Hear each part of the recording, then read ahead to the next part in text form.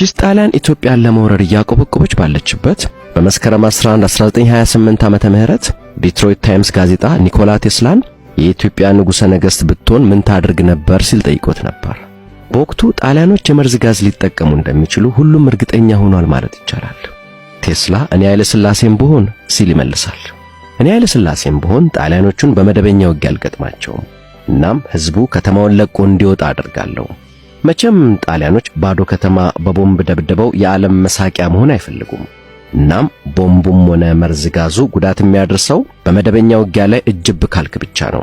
ንጉሠ ነገሥቱ ወታደሮቹ በጫካ ውስጥ ተበታትነው በሽምቅ ውጊያ እንዲያጠቁ ካደረገ ቦምቡም ሆነ መርዝ ጋዙ ዋጋ ቢስ ይሆናል ይላል። ጣሊያኖች ታንክ ይዘው ነው የሚመጡት።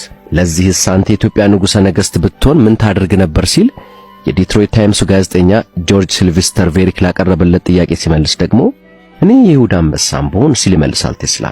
አየህ፣ ዘመናዊ ታንክ ማለት በአንድ ወቅት ጥይት ቆዳውን የማይበሳው የነበረውን የዱሩን አውራሪስ ማለት ነው። ሁሉን እየጠረማመሰ ያልፋል። እኔ የይሁዳ አንበሳ ብሆን ያሉኝን ጥቂት ሜካኒካዊና ኬሚካል ባለሙያዎች አስተባብሬ የሜርኩሪ ፌልሜት ጥይት የሚተኩስ የተለየ ጠመንጃ እንዲሰሩ አድርጋለሁ። አደገኛ ፈንጂ ነው። ይህ ፈንጂ የሆነ ጥይት የተተኮሰበት ታንክ አካሉ ተነድሎ ውስጣዊ ስሪቱና መተኮሻዎቹ ከጥቅም ውጭ ይሆናሉ።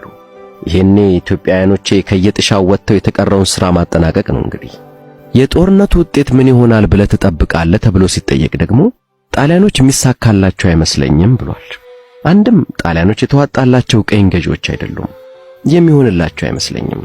ሌላውና ዋናው ጉዳይ ደግሞ ከሮም ቀድማ የነበረችዋ የዚህች ጥንታዊት ሀገር ዜጎች ከመሸነፍ ይልቅ ሞትን የሚመርጡ ናቸው።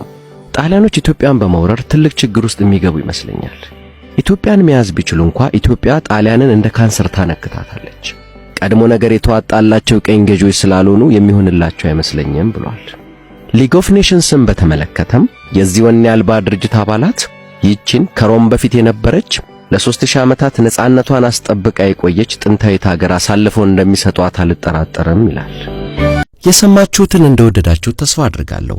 ተጨማሪ ለመስማት ባዮ ላይ ባለው ሊንክ ወደ ግሩም ትረካ የዩቲዩብ ቻናሌ ጎራ ይበሉ።